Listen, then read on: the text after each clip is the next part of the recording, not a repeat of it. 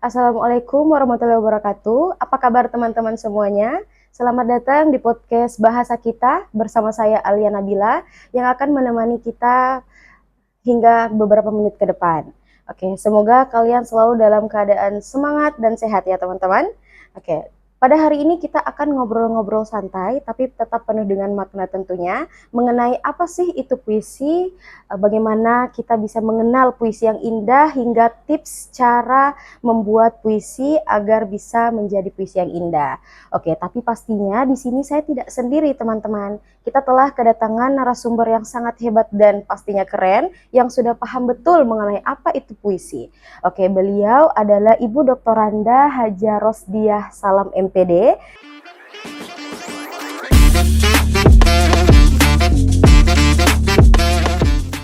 Kita sapa dulu narasumber kita. Selamat datang Ibu. Iya, Apa kabar hari ini? iya baik. Alhamdulillah baik. Semoga kita selalu dalam keadaan sehat walafiat Ibu ya. Oke. Hari ini sebelum kita lanjut ke segmen yang pertama, mungkin ada baiknya kita ngobrol-ngobrol sedikit dulu dengan Ibu ya. Menurut Ibu apa sih puisi itu? Ya, silahkan Ibu. Iya. Nah, ini menurut saya ya. Iya. Menurut pengalaman saya, apa yang saya rasakan di luar dari anggapan dari para tokoh. Sebenarnya puisi itu adalah sebuah seni yang indah. Seni bagaimana mengungkapkan perasaan dengan pengalaman batin melalui bahasa yang indah, mendalam, kemudian tentunya bagaimana mengekspresikan dengan emosi yang kompleks seperti itu. Jadi seni, bagaimana seni mengungkapkan perasaan. Perasaan di sini perasaan dan pengalaman batin. Ya. Kita biasa kan punya perasaan sedih atau marah, kemudian bagaimana perasaan mengungkapkan gembira. Nah ini kita ungkapkan itu dengan ekspresi dan bahasa yang indah. Oke. Jadi puisi itu adalah cara kita mengungkapkan sebuah emosi ya, tentunya dengan menggunakan bahasa yang indah. Oke. Kita lanjut ke segmen yang pertama yaitu menemukan unsur-unsur dalam puisi. Nah, dari Ibu sendiri nih, apakah ada unsur-unsur khusus dalam menemukan dalam membentuk sebuah puisi agar menjadi puisi yang indah? Iya. Nah, kalau kita sudah memahami puisi itu adalah sebuah seni, namanya seni tentunya butuh yang pertama dulu gagasan apa yang kita mau buat puisi. Apakah kita mau menulis atau membaca puisi, gagasan apa itu puisinya. Kenapa harus ketahui gagasannya supaya kita tahu kalau gagasannya itu tentang keindahan, bagaimana kita nanti berekspresi tentang keindahan itu, ya. Lalu emosi kita ini bisa kita ekspresikan, bagaimana kita mengekspresikan emosi sehingga yang mendengar itu ikut larut dengan apa yang kita bacakan atau apa yang kita bawakan. Kalau dia berupa tulisan, tentunya ikut larut dengan tulisannya, bagaimana dia ikut larut dengan puisi yang dibawakan, yang dituliskan oleh seorang penyair. Lalu puisi itu juga adalah bagaimana pengalaman batin, bagaimana kita bisa berimajinasi, ya, memilih kata yang padat berisi. Jadi tidak seperti kalau kita menulis karangan yang panjang lebar, ini hanya satu saja kata yang diucapkan itu sudah luar biasa makna yang terkandung di dalamnya. Tetapi itu tentunya harus diucapkan dengan lafal, intonasi, jedahnya di mana kita harus mengatakan itu. Seperti kalau saya mengatakan Tuhanku, tapi kalau bisa juga saya mengatakan Tuhanku, gitu kan? Nah itu kan beda Tuhanku. Nah, saya hanya mau menginformasikan bahwa itu Tuhanku. Tapi ketika saya ingin meratap diri saya dengan nasib saya bisa rasa saya bisa saya mau puisinya sedih. Tuhanku. Nah, ada tekanan-tekanan di situ, ada persamaan bunyi, ada rasa. Yang pertama ini diksi, bagaimana kita memilih kata yang padat, mendalam, dan penuh makna. Karena puisi sendiri itu tentunya ada tujuan tertentu dibuat puisi itu, ya. Misalnya kalau kita ya santai lagi galau, untuk mengungkapkan rasa galau kita, kita coret-coret deh sebuah puisi. Nah itu biasa kalau dibaca lebih apa ya, lebih memukau dan lebih tajam rasanya, maknanya karena apa yang dia rasakan sendiri. Iya, Ya, betul. nah, bisa bisa juga dengan berbagai cara nanti akan dibahas selanjutnya. Iya, iya. Ya. Oke, jadi itu ya unsur-unsur dalam membentuk puisi. Ya, jadi kita harus paham betul apa isi atau gagasan dari puisi tersebut, dan juga penting sekali yang namanya intonasi dalam menyampaikan puisi tersebut. Oke, kira-kira apa ada teknik atau cara dalam memahami atau menyimpulkan sebuah isi puisi? Ya, Silahkan Ibu. iya. Didengarkan itu malah sudah bagus karena kita sudah dengar, kita sudah tahu dari intonasinya itu, oh intonasi marah ini, intonasinya sedih ini. Tetapi kalau dia hanya berupa tulisan, nah itu kita harus baca berulang-ulang. Kira-kira ini topiknya apa ya, atau gagasannya apa, lalu temanya dia membicarakan tentang apa. Kemudian apakah tidak ada kata-kata simbol yang ada di dalamnya?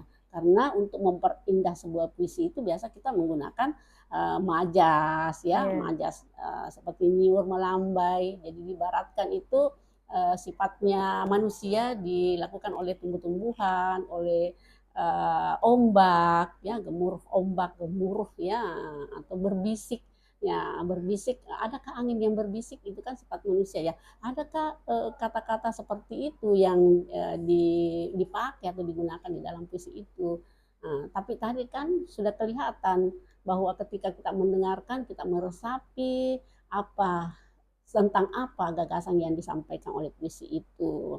Nah, apa unsur-unsur yang membangun seperti tadi yang saya katakan, ada nada, ada rasa, ada irama, ada persajakan kalau ada persamaan-persamaan bunyi, kemudian apa nama amanat yang disampaikan oleh penyair dengan puisi itu. Itu ya. Ya, oke. Luar biasa ya. Jadi dalam puisi itu benar-benar setiap bait dia akan tersirat banyak sekali makna. Oke. Selanjutnya dalam pembacaan puisi Ibu, apakah dalam membaca puisi itu apa saja yang perlu kita perhatikan dalam membaca puisi dengan baik? Ketika kita membaca puisi tentunya harus pahami dulu puisi yang akan kita bacakan itu, pahami apa gagasannya, apakah saya nanti ini berekspresi sedih atau gembira atau semangat. Nah itu kita dulu harus tentukan. Jadi membaca puisi itu sama tadi yang saya katakan, kalau kita sudah mengenal unsur-unsur puisi itu, bagaimana kita, di mana saya harus berhenti ya, diulang-ulang, apakah di sini saya harus cepat atau lambat ya, pelajari diksinya. Diksi yang dipilih itu apakah sedih, kata-kata apa yang sedih di situ, seperti saya katakan Tuhanku, apa yang mau disampaikan dengan Tuhanku, apakah informasi biasa atau dia mengadu dengan Tuhan, Tuhanku ya, seperti itu. Jadi bisa Tuhanku, bisa Tuhanku. Nah, itu lafalnya harus jelas, intonasi, kemudian iramanya harus sesuai dengan makna puisi yang akan kita bawakan, bacakan ya. Yang jelasnya di sini kita harus berekspresi, ekspresi suara, ekspresi mimik, seperti itu. Jangan kita, karena puisi itu kadang dia harus cepat ya, kadang harus lambat, kadang dia harus tinggi, kadang harus rendah, karena puisi itu adalah keindahan ya, sangat keindahan. Jadi kita mencari di mana kira-kira supaya begitu dia dengar, biasanya itu yang baca puisi begitu dia baca tinggi langsung menghilang suara itu, ataukah dari pelan semakin kencang langsung hilang lagi. Itu semua seni bagaimana menggugah perasaan dari pendengar yang ya ketika kita bacakan puisi itu. Oke. Jadi dalam membaca puisi betul-betul kita harus memperhatikan intonasi. Ya. Tidak hanya sekedar mensyairkan saja, tapi harus dirasakan. Oke. ngomong-ngomong tentang membaca puisi, tentunya kita juga harus memahami cara menulis puisi. Nah, oke, dari Ibu lah, Ya. dalam menulis puisi, apakah ada unsur-unsur tertentu dalam menulis puisi itu sendiri? Ya, atau trik-triknya ya. Iya, trik-trik dalam menulis Karena puisi. biasanya itu anak-anak ya, para remaja biasa berpikir gimana ya, saya mulai dari mana ya.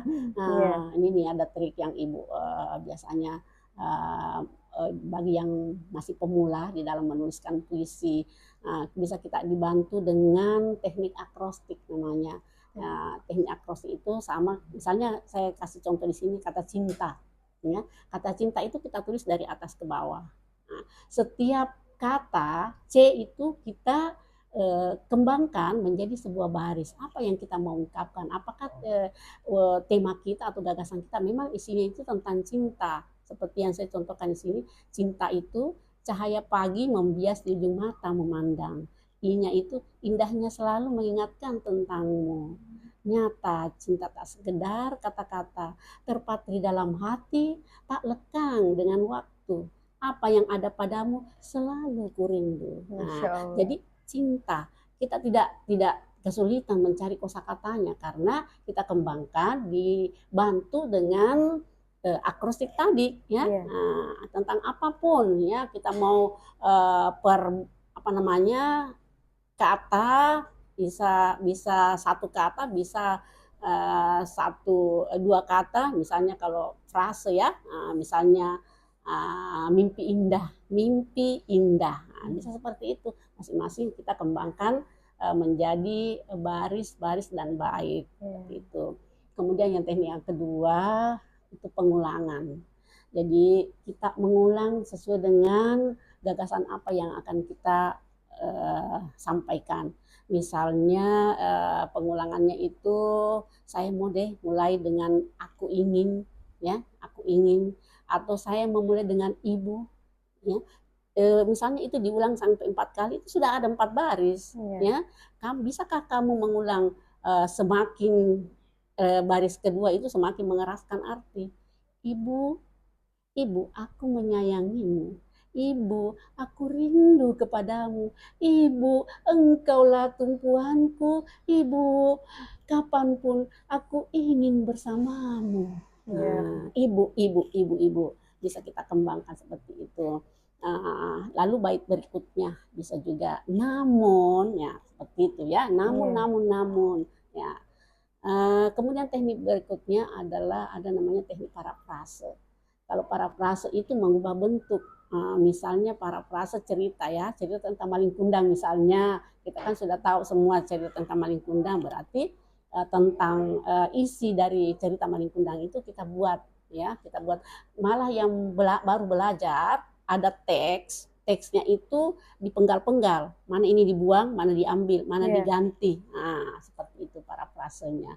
Di dalam teknik parafrase di dalam menulis puisi. Biasa kalau kurang kosakata yang kita ketahui, parafrase itu jalan yang terbaik untuk kita lakukan. Tinggal nanti bagaimana menghadirkan rasa, irama di dalam menuliskan puisi itu.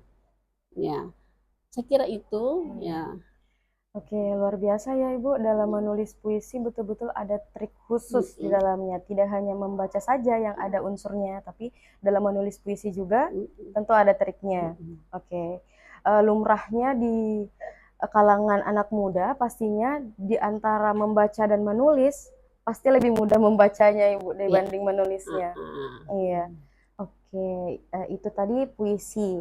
Nah, saya pernah mendengar Ibu kata musikalisasi puisi. Nah, itu kira-kira apa itu perbedaannya Ibu dengan puisi itu sendiri? Dari namanya saja musikalisasi puisi, berarti ada musik, ada puisi. Ya, namanya saja musik, bisa kita pakai gitar, gendang, ya aransemennya seperti apa. Jadi biasa dicari nadanya dulu, nada apa ya yang bagus sehingga indah kedengaran. Jadi lebih memperindah lagi nuansa daripada puisi itu. Biasa musikalisasi puisi itu dipentaskan ya, dipentaskan di atas panggung, kemudian dia itu per grup dan cara membacanya bukan perorangan, biasanya lebih asik karena ada musiknya.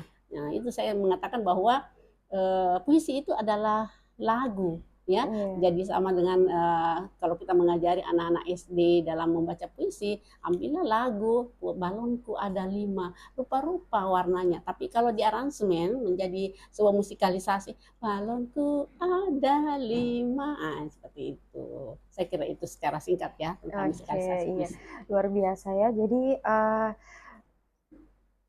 betul-betul kita mendapatkan banyak sekali ilmu pengetahuan baru dalam episode podcast kita pada hari ini. Oke, dan tidak terasa ya teman-teman, kita sudah ada di penghujung episode podcast bahasa kita. Banyak sekali tentunya hal-hal yang kita ketahui yang sebelumnya belum kita dapatkan. Oke, mulai dari pengertian puisi, bagaimana keindahan bahasa dalam puisi itu sendiri, lalu cara menulis dan cara membacakannya. Oke, saya ucapkan terima kasih banyak kepada Ibu narasumber kita pada hari ini, Ibu Dr. Anda Haja Rosdia Salam, MPD, karena telah memberikan kita ilmu pengetahuan yang luar biasa, sharing-sharing santai dengan kita pada podcast kita pada hari ini.